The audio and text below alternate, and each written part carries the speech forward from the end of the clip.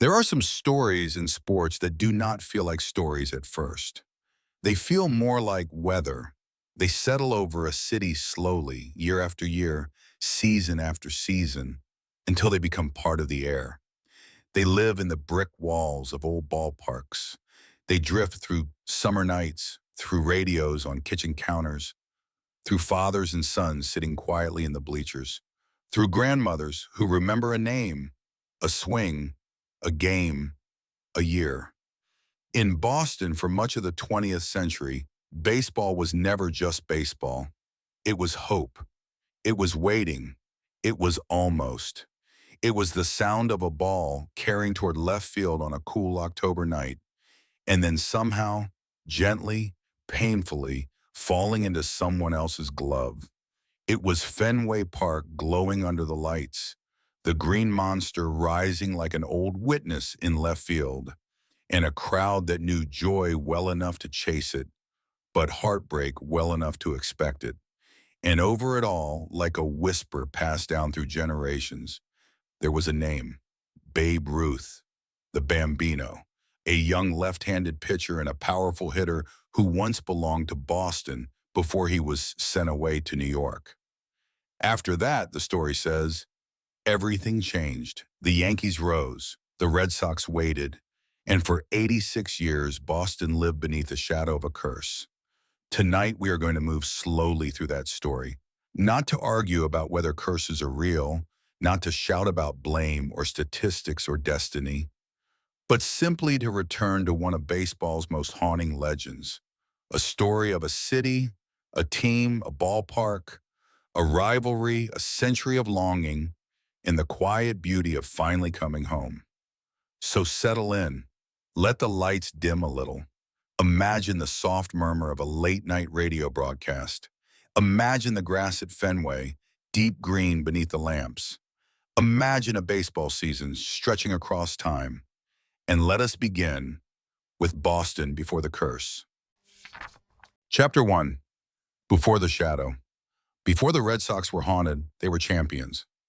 That is the part of the story that sometimes gets lost. Long before the phrase "curse of the Bambino" became a familiar part of baseball language, Boston was not known as a suffering baseball city. It was known as a winning one. In the early years of the 20th century, when professional baseball was still becoming the grand American ritual it would later be, Boston stood near the center of the game. The World Series itself was still young, stadiums were smaller, players traveled by train, newspapers carried the rhythm of the season from city to city. Radio had not yet turned baseball into a nightly companion. For many fans, the game lived in box scores, afternoon crowds, and the next morning's sports pages. Boston's American League team, which would later become known as the Red Sox, was one of the great powers of that young baseball world. They won the very first modern World Series in 1903, defeating the Pittsburgh Pirates. It was a time when the game still had rough edges, when the line between myth and memory was already being drawn in the dirt around the bases. By 1912, the Red Sox had a new home. Fenway Park opened that year, tucked into Boston like something that had always belonged there. It was not grand in the way later stadiums would be grand. It was intimate, odd, asymmetrical, alive with corners and angles. It did not feel designed by a computer or a corporate architect. It felt grown from the streets around it. Fenway had character from the beginning. There was the short left field wall, which would eventually become the famous Green Monster. There were the rooftops beyond the park, the narrow streets, the sound of vendors, the late afternoon shadows, the sense that the city itself leaned close to watch. In those years, Boston had reason to feel proud. The Red Sox won again in 1912, then again in 1915, then in 1916, and then in 1918, they won once more. 5 championships in the first 2 decades of the World Series era. For Boston, winning was not a miracle yet, it was familiar. And among the players who helped carry the Red Sox through those years was a young man named George Herman Ruth. He was still becoming Babe Ruth then. Still not yet the larger-than-life figure who would change baseball forever. In Boston, Ruth was first known as a pitcher, a very good one, a strong left-hander with a big frame, a big appetite, and a personality that already seemed too large for any one clubhouse. But even early on, there were signs of something else. When Ruth hit a baseball, it traveled differently. The sound was different. The flight was different. He had the kind of power that made people stop what they were doing and look up. Baseball in those days was not built around home runs. It was a game of bunts, stolen bases, hit-and-run plays, and careful movement. Runs were manufactured one at a time. The ball was often scuffed, softened, and reused. Pitchers controlled the rhythm. Strategy lived in small things. Then Babe Ruth began to swing, and the game began to change. In Boston, he was part of a winning team. In New York, he would become something closer to a force of nature. But in 1918, none of that had fully happened yet. The Red Sox were champions. Fenway was young. The Yankees were not yet the Yankees of legend. And Babe Ruth still wore Boston across his chest. It is easy looking backward to feel the quiet weight of that moment. A city on top, a star still in his hands, a future still unwritten. The shadow had not fallen yet. Chapter 2. The Sale. The end of Boston's golden age did not arrive with thunder. It arrived in paperwork, contracts, debt, negotiations, newspaper reports. A business decision made in the winter when the fields were empty and the game itself felt far away. After the 1919 season, Babe Ruth was sold to the New York Yankees. In the simplest version of the legend, Red Sox owner Harry Frazee sold Ruth to finance a Broadway show.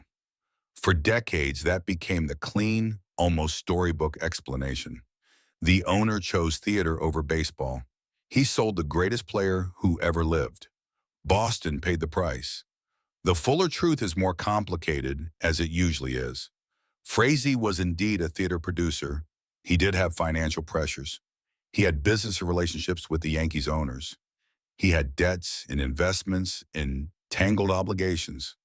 The Ruth sale was not just a single careless act, but part of a larger web of money personalities in baseball business. Still, in the emotional history of the sport, complexity often gives way to symbol, and the symbol was powerful. Babe Ruth, the young star with unmatched promise, left Boston, and he went to New York. There are certain transactions in sports that feel larger with each passing year. At the moment, people may understand that something important has happened. They may be angry. They may be confused. But they cannot yet know the full shape of it. They cannot know that a sale will become a myth.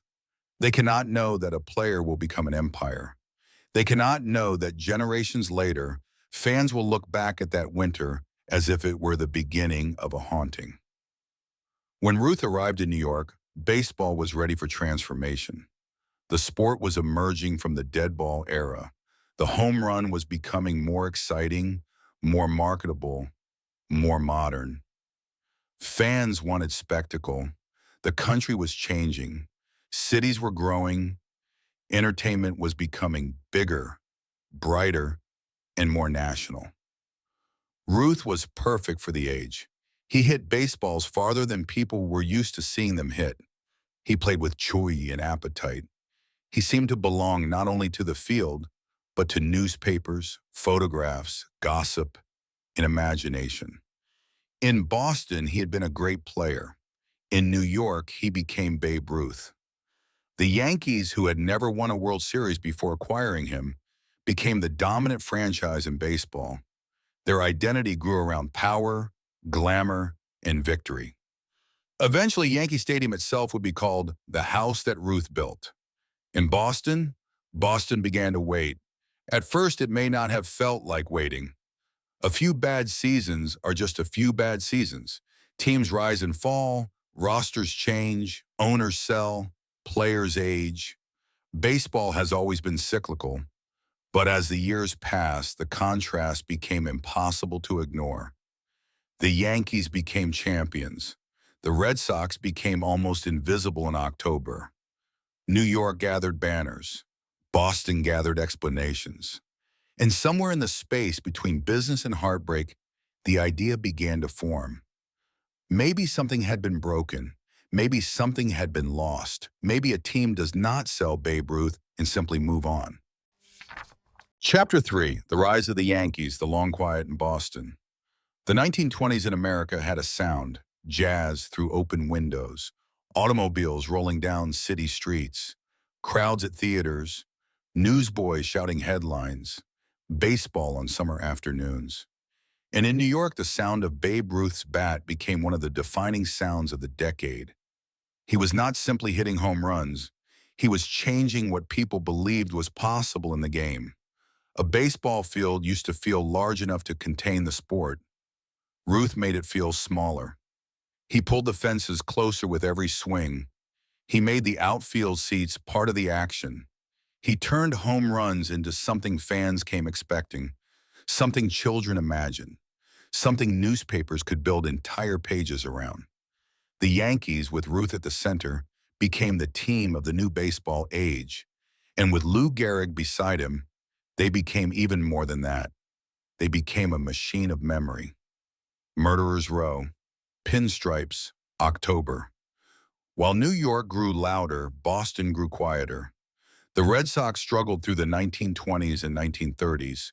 They became, for long stretches, a team far removed from the glory of their early years.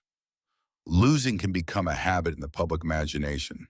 It can turn a proud franchise into a place where fans come not because they expect victory, but because the ritual itself matters. That is one of the tender things about baseball. The season is so long that it becomes part of ordinary life. A team can lose often and still remain loved. People still walk through the turnstiles. They still keep score. They still listen to the games while cooking dinner, driving home, sitting on porches, or lying in bed with the radio low. The Red Sox may not have been champions in those years, but Fenway remained. The park stood there through the decades, absorbing the city's moods. The brick, the grass, the wool, the strange dimensions. It held on to afternoons and evenings. It held on to foul balls and rain delays and small hopes. It held on to generations of fans who came to understand that baseball is not only about the ending, it is also about the company you keep while waiting for it. Meanwhile, the Yankees kept winning, and with every New York championship, the Ruth sale gained more symbolic weight. It was as if Boston had given away not just a player, but an entire future. Of course, history is never that simple. Many decisions build a dynasty. Many failures create a drought. Organizations rise and fall for reasons that have nothing to do with curses. But sports fans do not live by reason alone. They live by memory, by coincidence, by patterns, by feelings that become stories. And the story was beginning to take shape. Boston had once been first. Boston had once owned the future. Then the Bambino left. And somehow October stopped belonging to the Red Sox. Chapter 4. Ted Williams and the Near Return. In the late 1930s and 1940s, Boston found a new star. Not Babe Ruth. No one could beat Babe Ruth. But Ted Williams was something extraordinary in his own way. Tall, graceful, intense, and almost impossibly gifted as a hitter, Williams arrived with a swing that seemed built for Fenway Park and for history. He studied hitting like a science. He chased perfection in a game designed to deny it. He wanted the perfect swing, the perfect pitch, the perfect understanding of the strike zone. To watch Ted Williams hit was, for many, to watch discipline and beauty meet. He was not always easy. Greatness rarely is. He had a complicated relationship with the Boston press and at times with the fans. He was proud, sensitive, stubborn, brilliant. He could be adored and misunderstood in the same afternoon. But he gave Boston something it had been missing, a reason to believe that greatness could still wear a Red Sox uniform. In 1946, after years of waiting, the Red Sox finally returned to the World Series. The war was over. America was trying to find its way back into peacetime. Ballparks filled again with a certain kind of relief. The country had changed, but baseball was still there, offering its familiar lines and rhythms. The 1946 Red Sox were a strong team. Ted Williams was their brightest star. Boston faced the St. Louis Cardinals in the World Series. And for the first time since 1918, the Red Sox were close enough to touch a championship. The series went 7 games. That detail would become painfully familiar. Game 7, a phrase that can feel both beautiful and cruel. In the 8th inning of the final game, with the score tied, the Cardinals' Enos Slaughter was on first base. Harry Walker hit a ball into left center field. Slaughter ran. He ran through the stop sign, or so the legend often remembers it. He rounded third and kept going. The relay throw came home, but late. Slaughter scored what would be the winning run. The play became known as Slaughter's Mad Dash. For St. Louis, it was a heroic moment. For Boston, it was the beginning of a pattern. A championship had been close. So close that the city could almost feel the parade forming in its imagination. But the moment slipped away, and the Red Sox were left with another winter. Ted Williams never won a World Series. That fact carries its own quiet sadness.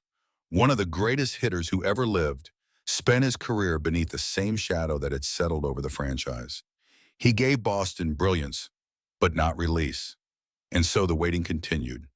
The curse, as a phrase, had not yet fully entered the culture. But the feeling was there, the sense that something always happened. A dash from first, a bad bounce, a missed chance. A season that rose beautifully, then faded just before dawn.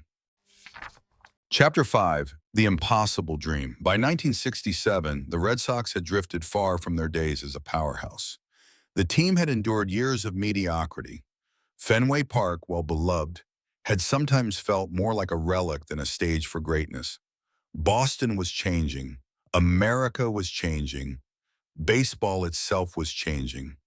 Then came the impossible dream season.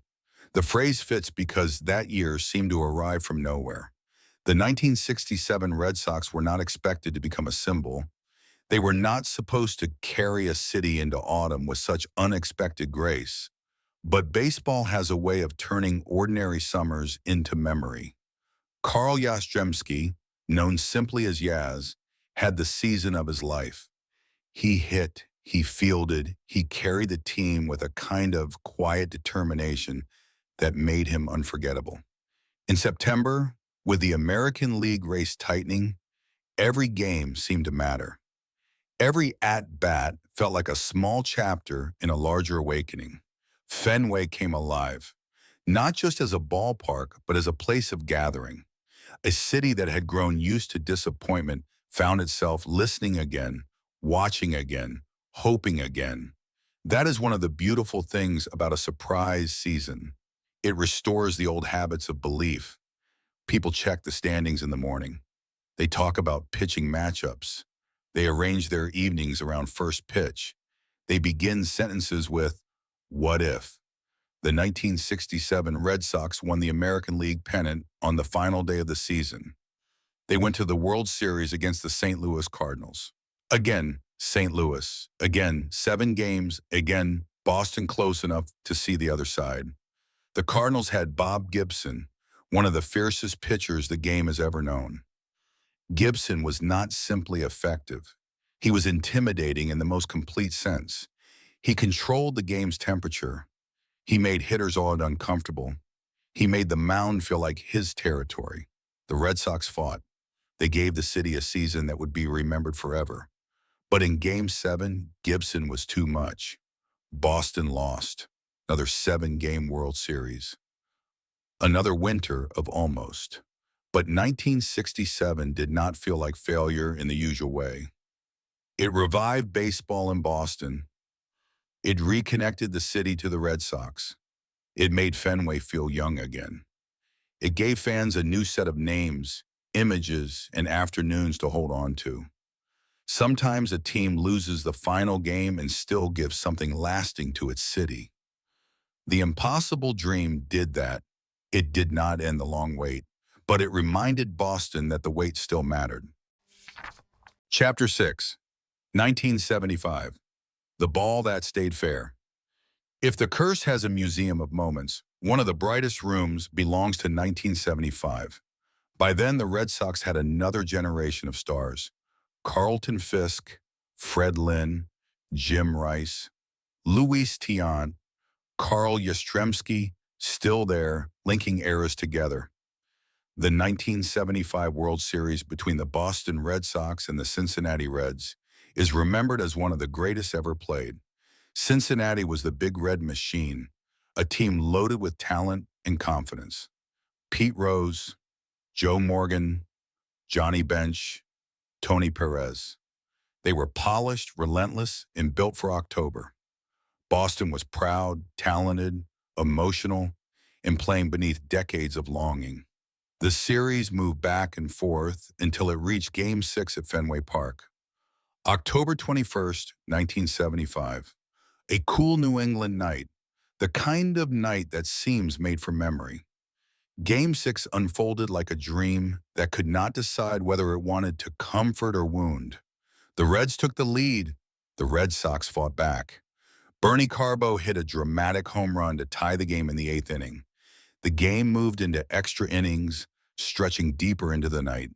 And then, in the bottom of the 12th, Carlton Fisk came to the plate. Fisk was a catcher, strong and determined, with the kind of presence that seemed to belong to Fenway. He swung at a pitch from Pat Darcy and sent the ball high down the left field line. The ball drifted toward the foul pole. Fisk jumped and waved his arms, urging it fair. The image became one of baseball's sacred pictures, a man trying with his whole body to will a baseball into destiny. The ball struck the foul pole. Home run. Fenway erupted. Fisk leapt around the bases, and Boston had one of the most beautiful victories in its history. If the story ended there, it would be pure triumph. But baseball often asks for one more game. Game 7 came the next night. The Red Sox led early. The dream was right there again.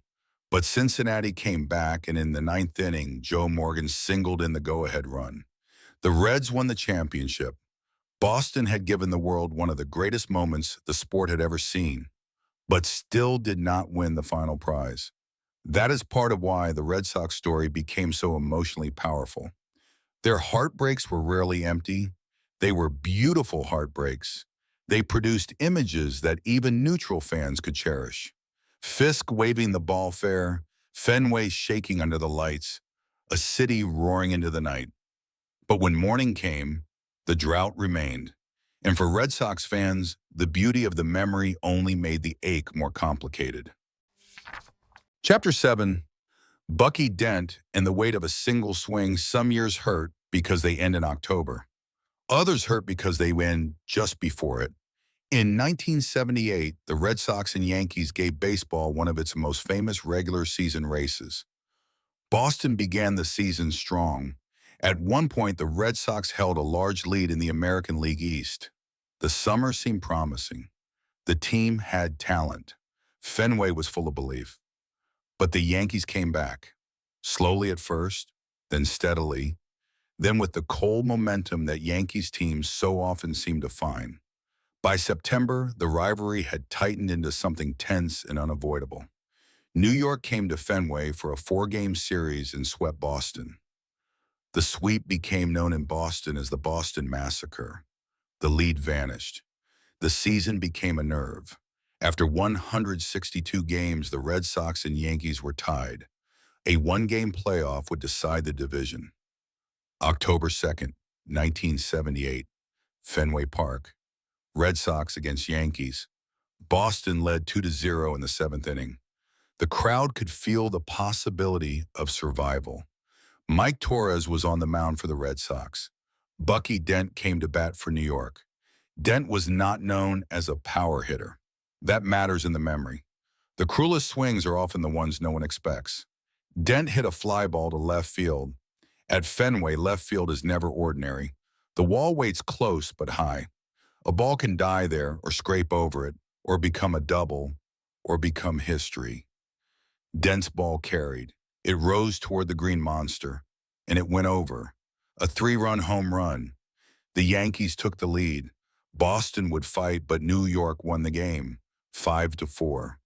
For Red Sox fans, Bucky Dent became not just a player, but a wound.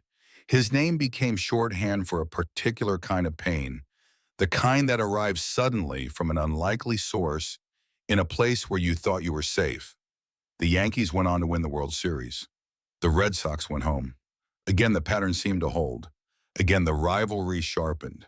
Again, the old story found another chapter. What makes the Red Sox-Yankees rivalry different from many rivalries is that it was not simply about two good teams disliking each other. It was about imbalance. It was about the feeling that New York owned the stage Boston kept reaching for. The Yankees were the empire. The Red Sox were the haunted house at the edge of the empire. And in 1978, the ghost had a new name. Chapter 8, 1986, One Strike Away. For many Red Sox fans, 1986 is the center of the ache, not because it was the only heartbreak, but because it came so close. The 1986 Red Sox had stars and characters. Wade Boggs, one of the great hitters of his generation. Jim Rice, powerful and respected. Roger Clemens, young and dominant. Dwight Evans, Rich Gedman, Marty Barrett, Bruce Hurst. It was a team strong enough to believe in. In the American League Championship Series against the California Angels, Boston nearly fell. In Game 5, the Red Sox were one strike away from elimination. Dave Henderson hit a dramatic home run, and Boston survived. They came back to win the series. That comeback seemed, for a moment, like a sign. Maybe this was the year the old pattern broke. Maybe Boston had endured enough. In the World Series, the Red Sox faced the New York Mets, a brilliant, energetic team with 108 regular season wins. The Mets had swagger. They had talent. They had New York confidence, though not the Yankee kind. This was a different New York. Queens instead of the Bronx, blue and orange instead of pinstripes. The series moved to Game 6 at Shea Stadium. Boston led the series 3-2. In the 10th inning, the Red Sox scored twice and took a 5-3 lead.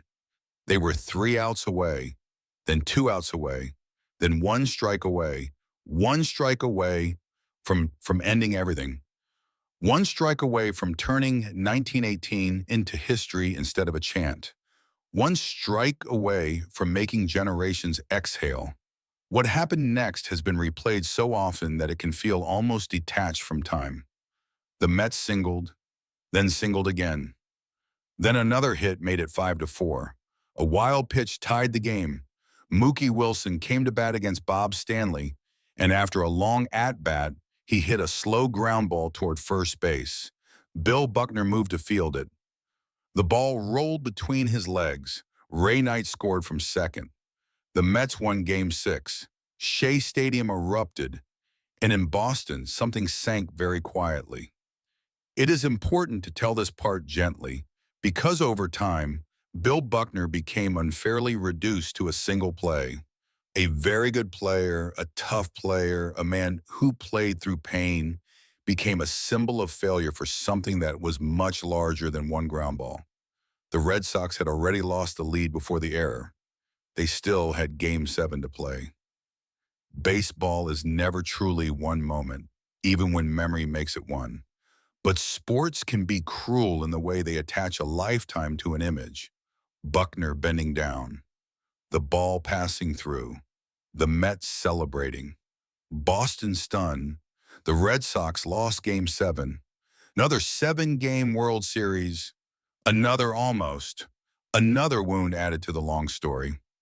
By then, the curse of the Bambino was no longer just a retrospective idea. It had become part of the way fans explain their pain. The Ruth sale, the Yankees' rise, the near misses, the strange collapses, the names that hurt to say, all of it folded into one legend. A curse is not always something people believe literally. Sometimes it is a language for grief, a way to say, we have seen this before, a way to make sense of heartbreak that otherwise feels too random. For Red Sox fans, 1986 did not create the curse. It deepened it. It made the shadow feel real. Chapter 9, The Culture of Waiting. By the late 20th century, being a Red Sox fan meant inheriting a story. It meant learning the names Ruth, Slaughter, Gibson, Fisk, Dent, Buckner. It meant knowing that 1918 was more than a year. It was a number other fans could throw at you. In Yankee Stadium, chants of 1918 became a way to remind Boston of its long drought. It meant living with a strange mixture of pride and dread. Red Sox fans were not passive sufferers. They were loyal, funny, sharp, superstitious, sentimental, and deeply invested. They filled Fenway. They argued about managers. They loved their players intensely and criticized them just as intensely. They carried baseball like a family tradition. In New England, the Red Sox became woven into ordinary life. Summer evenings often had a soundtrack: the broadcast voice, the crack of the bat, the pauses between pitches, the slow accounting of balls and strikes. There were fans who went to bed with the radio on, fans who measured summers by homestands, fans who knew the feeling of walking up the ramp at Fenway and seeing the field appear suddenly, bright and green, like a secret the city had kept for them. That is the thing about long droughts. They hurt, but they also deepen belonging. When a team wins easily and often, joy can become expectation. When a team waits for decades, hope becomes a kind of devotion. Red Sox fans did not love the team because winning was guaranteed. They loved the team because the team had become part of who they were. Fenway Park helped preserve that feeling. By the 1990s, many old ballparks had disappeared or were being replaced. New stadiums rose with luxury boxes, wide concourses, and modern amenities. Fenway remained cramped, quirky, imperfect, and beloved. It was a place where the past never felt far away. You could sit in a seat and feel surrounded by eras. Ted Williams somewhere in memory, Yaz in left field, Fisk waving the ball fair, the green monster standing there, patient and unchanged. Every new season began with the same quiet negotiation between hope and caution. Maybe this year, but probably not. And yet, maybe. That small word, maybe, carried everything. Chapter 10, 1999 in the Shadow of the Bronx. In 1999, the Red Sox returned to the postseason with a team led by Pedro Martinez, one of the most mesmerizing pitchers baseball has ever seen. Pedro was not large, but he seemed to pitch with lightning hidden in his right arm. His fastball, changeup, movement, command, intelligence, all of it came together in a way that made hitters look helpless. He did not merely throw pitches, he conducted at-bats. He changed speeds like a musician changes tempo. For Boston fans, Pedro offered something close to wonder. He made every start feel like an event. The Red Sox faced the Cleveland Indians in the division series and came back from a deficit to win. Pedro, injured but brilliant, delivered a famous relief performance in Game 5, shutting Cleveland down and sending Boston forward. Waiting in the American League Championship Series were the Yankees. Of course they were. The late 1990s Yankees were a dynasty. Derek Jeter, Mariano Rivera, Bernie Williams, Paul O'Neill, Jorge Posada, Andy Pettitte. A team built not just to win games, but to absorb pressure. Boston had Pedro. New York had everything. The Yankees won the series in 5 games. The Red Sox had made noise, but the empire remained. Still, something important was happening. Boston was becoming more competitive. The rivalry was becoming national theater. The old curse was no longer a dusty superstition. It was content, conversation, identity. It appeared in books, broadcasts, signs, jokes, chants, and headlines. And with every postseason meeting against New York, the story sharpened. The Red Sox did not just need to win, they needed to pass through the Yankees to be free. That is how mythology works. The opponent becomes more than an opponent. The Yankees became the gate, and Boston, year after year, kept walking toward it. Chapter 11, 2003, Aaron Boone in the Night. The 2003 Red Sox were one of the most memorable teams Boston had fielded in years. They could hit. They had personality. They had a loose, unpolished energy that made them easy to love. Manny Ramirez, David Ortiz, still becoming Big Papi, Nomar Garcia-Parra, Jason Varitek, Johnny Damon, Kevin Miller, Bill Mueller, Trot Nixon. They were not quiet. They were not tidy. They felt alive. And after years of longing, they gave Boston another chance at the Yankees. The 2003 American League Championship Series was tense and emotional. It carried all the weight of the rivalry, all the history, all the bitterness, all the hope that Boston fans tried not to show too openly. The series went to Game 7 at Yankee Stadium. For Red Sox fans, that sentence alone contains a storm.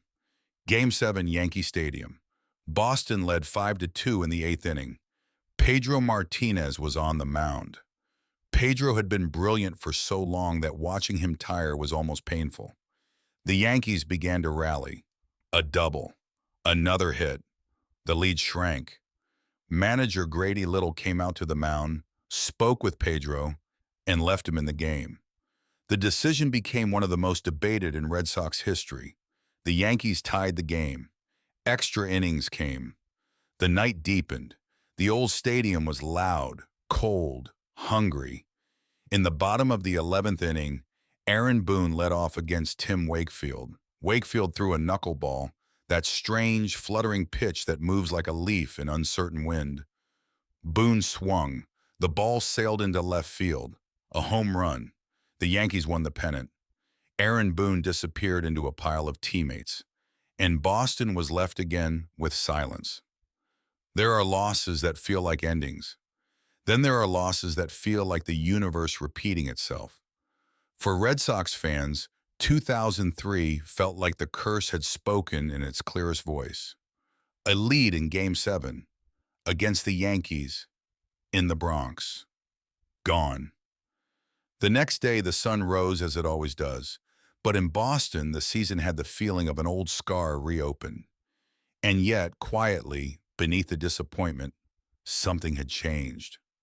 David Ortiz had emerged. The roster had personality. The front office was modernizing. The team was close. Painfully close. Sometimes in sports, the year before the breakthrough hurts the most because it is the final test of belief. But no one knows that while it is happening, they only know the hurt. Chapter 12, Cowboy Up. Then something more. After the 2003 season, the Red Sox changed managers. Terry Francona arrived. Curt Schilling came to Boston, famously embracing the idea that there was a curse to break.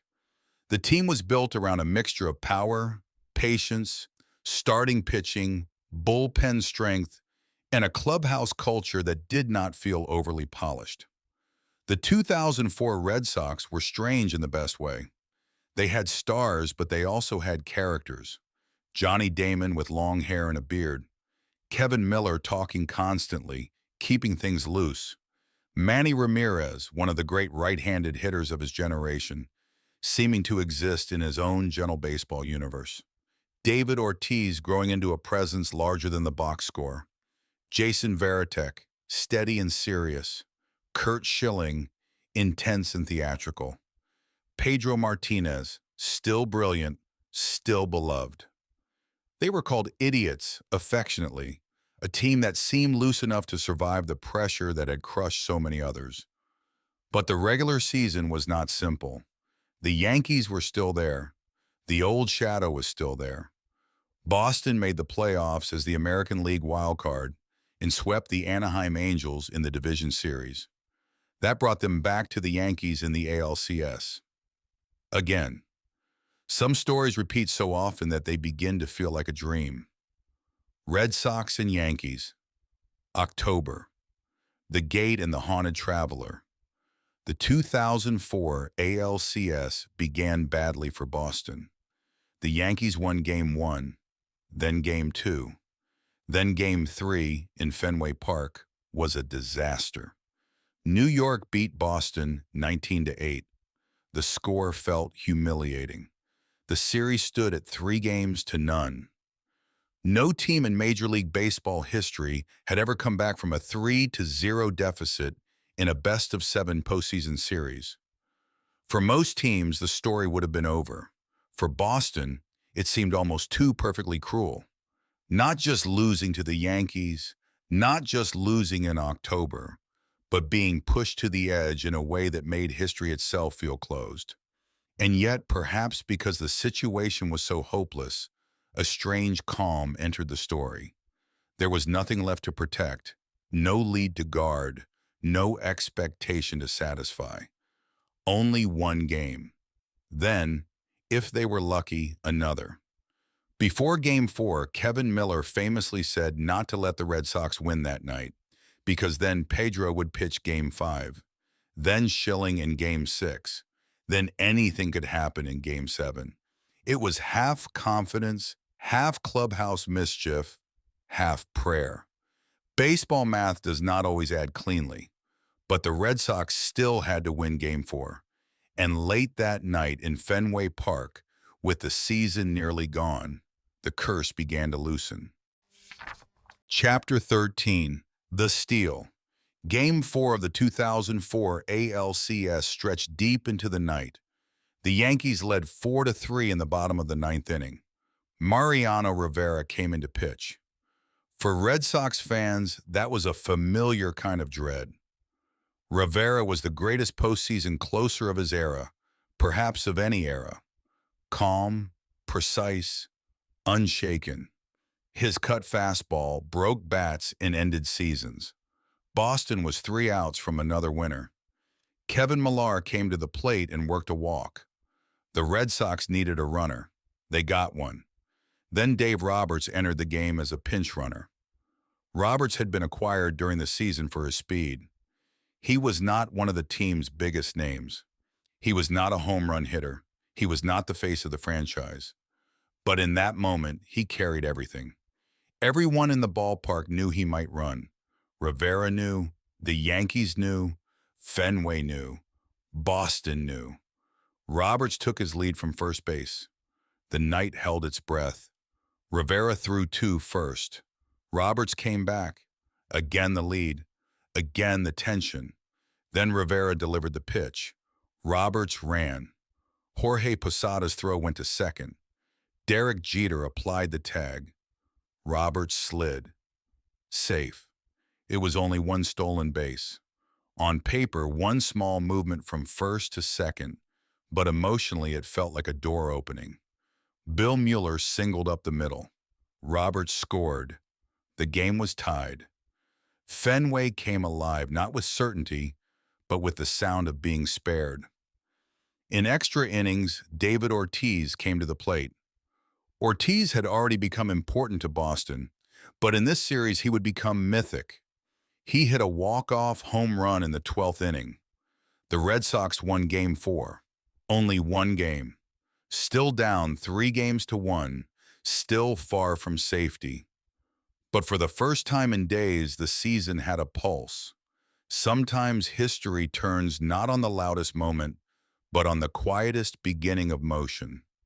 A pinch runner taking a lead, a stolen base, a slide, a safe call, a breath returning to a city. Chapter 14. The Longest Night. Game 5 began the next afternoon and became another marathon.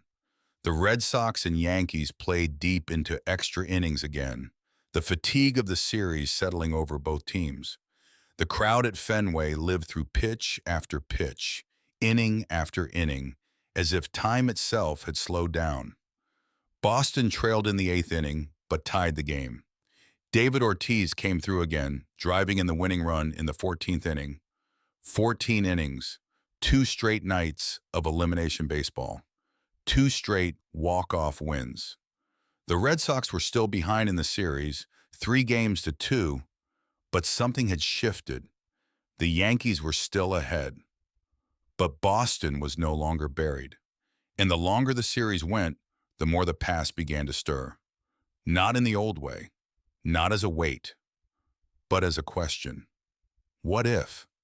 What if the curse did not end with one swing, but slowly, through exhaustion, patience, and refusal? What if the way out was not clean or easy?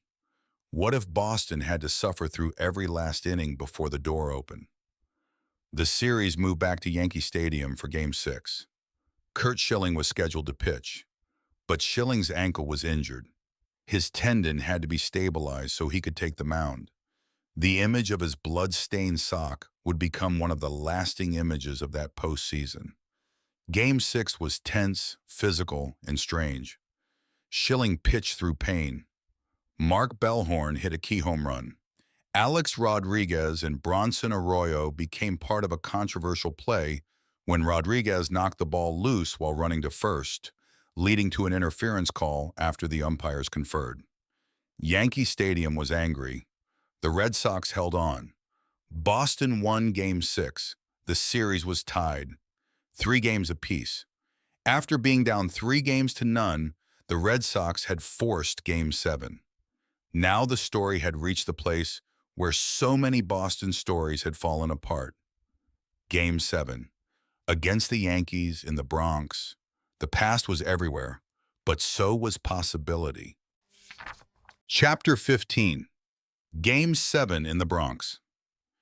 Game 7 of the 2004 ALCS began with a feeling that is hard to describe.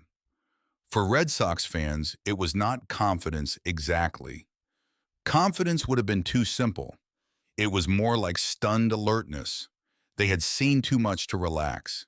They had suffered too much to assume. But the team was still alive, and after 3 straight wins, the impossible had begun to feel less impossible. Johnny Damon, who had struggled for much of the series, came to bat with the bases loaded in the second inning. He swung. Grand slam. The Red Sox led 6-0. Later, Damon hit another home run. Boston kept adding on. The Yankees, for once, seemed to be the team trapped beneath history. The Red Sox won 10-3. They had done what no Major League Baseball team had ever done in a best-of-7 postseason series. They had come back from down 3 games to 0 against the Yankees to win the pennant. The old story did not end quietly in that moment, but it did change shape. Boston had not yet won the World Series.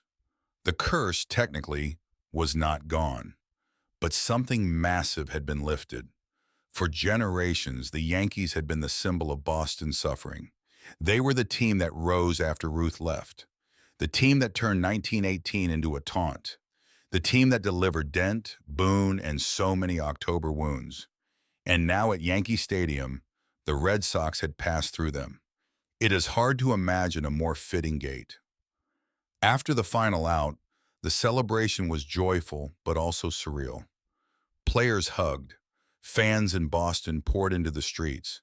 Somewhere across New England, people who had promised themselves they would not believe too much finally allowed themselves to wonder if the waiting was almost over. But there was still another series to play. The St. Louis Cardinals were waiting. Again, St. Louis. The team from 1946. The team from 1967. Another echo. Baseball has a way of arranging its ghosts. Chapter 16. The World Series. The 2004 World Series did not unfold like the old nightmares. That may be the strangest and gentlest part of it. After decades of heartbreak, after 7-game losses and strange bounces and impossible collapses, the final step was not a drawn-out torment. The Red Sox swept the Cardinals in 4 games. Game 1 at Fenway was messy, full of scoring and errors, but Boston won. Game 2 belonged to Curt Schilling, again pitching with the injured ankle. Then the series moved to St. Louis. Game 3 was controlled by Pedro Martinez. Game 4 came on October 27, 2004. Busch Stadium. The Red Sox led the series 3-0. This time, they were the team with the impossible advantage. Johnny Damon led off the game with a home run. Boston took an early lead.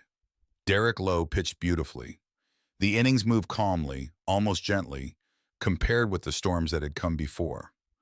There was no Buckner moment, no Dent, no Boone, no late collapse, just outs, one by one. The kind of ordinary baseball arithmetic that can feel miraculous when you have waited 86 years. In the ninth inning, Keith Foulke came in to close. The Red Sox led 3-0. With 2 outs, Edgar Renteria came to the plate. Foulke threw. Renteria hit a ground ball back to the mound. Foulke fielded it and tossed to first. Out. The Boston Red Sox were World Series champions for the first time since 1918. The celebration that followed was enormous, but beneath it there was also a deep, quiet feeling. Relief. The kind of relief that takes time to understand. People cried, not just young fans but older fans. Fans thinking of parents and grandparents. Fans thinking of people who had listened through all the summers but were not there to see the end. Fans who had inherited the wait and now suddenly had inherited the release. That is the emotional center of the 2004 Red Sox story. It was never only about the players on the field. It was about the people who had carried the story. The father who taught his child about Ted Williams. The grandmother who remembered Yaz. The uncle who still could not talk about 1978. The friend who stayed up through extra innings. The family member who passed away before the final out. When a drought lasts 86 years, no single generation owns it. It becomes communal, and when it ends, the joy travels backward. It touches the old years, the empty winters, the almosts, the names that hurt.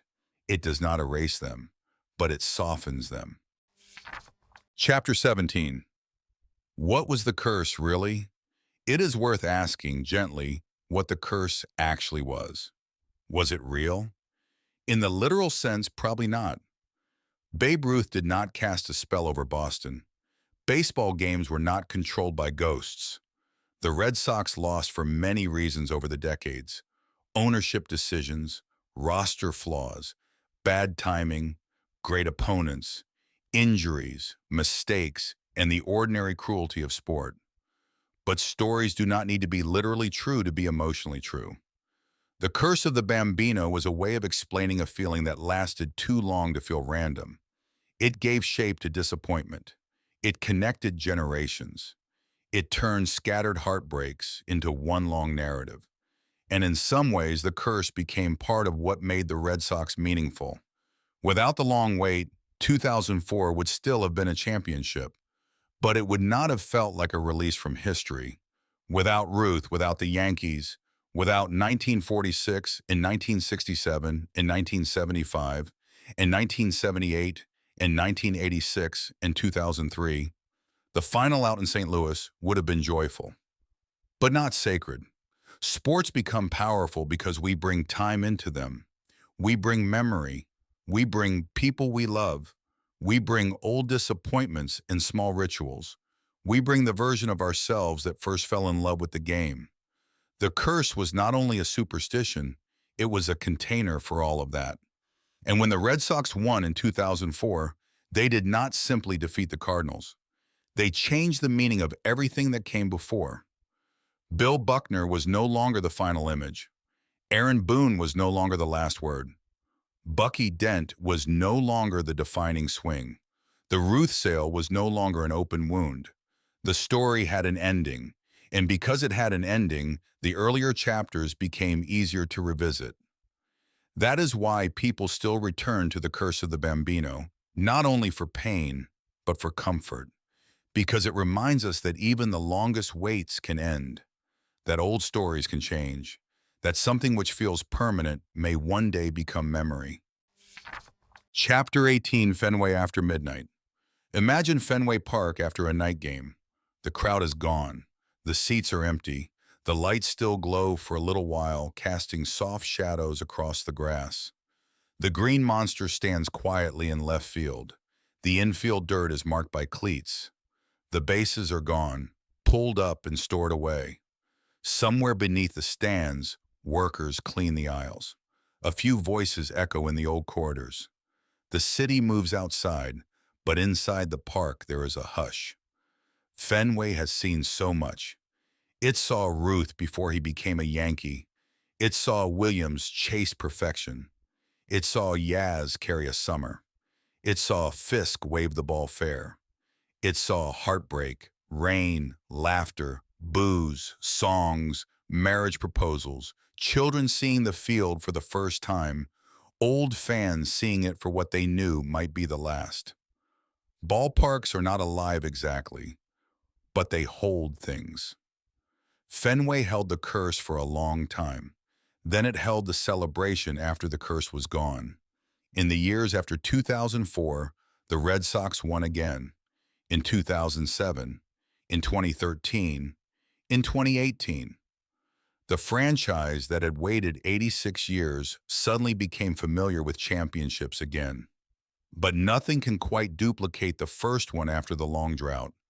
That 2004 team occupies a special place because it belonged not only to a season, but to a century. They were playing for themselves, yes. For Boston, yes. But also for all the ghosts in the story. The players who came close, the fans who stayed, the city that never stopped caring. The curse ended, but the memory remained. And maybe that is the best possible ending for an old sports legend. Not to vanish completely, but to become something softer. Something people can tell late at night. Something that no longer hurts the way it once did. Chapter 19. The Legacy of the Bambino.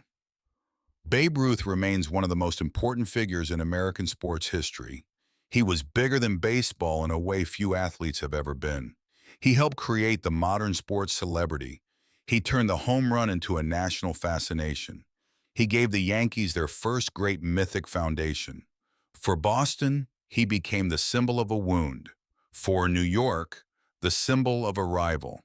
For baseball, the symbol of transformation. That is what makes the Ruth sale so powerful as a story. It is not merely that Boston lost a great player. It is that the player they lost became the player who changed everything. If Ruth had simply become good, the story would be smaller. But he became Babe Ruth. The Yankees did not simply improve. They became the Yankees. The Red Sox did not simply struggle. They waited for 86 years. The symmetry is almost too perfect, which is why the legend endured. But in the end, perhaps the curse of the Bambino is less about Ruth himself than about what fans do with loss. They remember, they explain, they exaggerate, they joke, they suffer, they pass the story down. And somehow, through all of that, they keep showing up. There is something deeply human in that. To keep returning to something that has hurt you, because it has also given you joy. To keep believing, even when belief feels foolish. To sit in a ballpark in April, knowing how many Octobers have gone wrong, and still feel your heart lift when the first pitch is thrown. That is fandom. That is baseball. And that is why the curse of the Bambino remains one of the great American sports stories. Not because it was logical, but because it was felt. Chapter 20. Calm, reflective ending. In the end, the curse of the Bambino is not just a story about a trade. It is a story about time, about how years gather, about how cities remember, about how a baseball team can become a family inheritance, passed from one generation to the next, along with old photographs, familiar songs, and stories told at the kitchen table. It is about Boston before the heartbreak, when the Red Sox were champions and Babe Ruth was still young. It is about the long silence that followed. It is about Ted Williams standing in the batter's box, searching for the perfect swing. It is about Yaz and the impossible dream. It is about Carlton Fisk waving a baseball fair beneath the Fenway lights. It is about Bucky Dent and Bill Buckner and Aaron Boone. It is about names that once felt impossible to say without sighing. And then it is about Dave Roberts taking a lead off first base, David Ortiz swinging in the night, Kurt Schilling standing on a damaged ankle, Johnny Damon circling the bases, Keith Folk tossing the ball softly to first, and a city, after 86 years, finally exhaling. There are people who watched that final out and thought of someone else, a father, a mother, a grandfather, a friend, someone who had loved the Red Sox and waited and hoped, and maybe never got to see the end. That is why the moment mattered, not just because a team won, but because a story that had belonged to the past suddenly opened into peace. The curse was over. The ballpark remained. The summer would come again. The grass would be cut. The seats would fill. The radio would murmur softly in dark rooms. And somewhere, someone would fall asleep to the sound of baseball, knowing that even the longest nights eventually give way to morning. So tonight, as we leave Fenway in our imagination, let the park grow quiet. Let the lights fade. Let the old ghosts rest. The Bambino has gone. The curse has passed. And the story, after all those years, has finally found its way home. Thank you for listening to Stadium Dreams. The stadium is quiet now. The lights are fading, and another chapter of sports history drifts into the night. Rest easy, and we'll see you in the next story.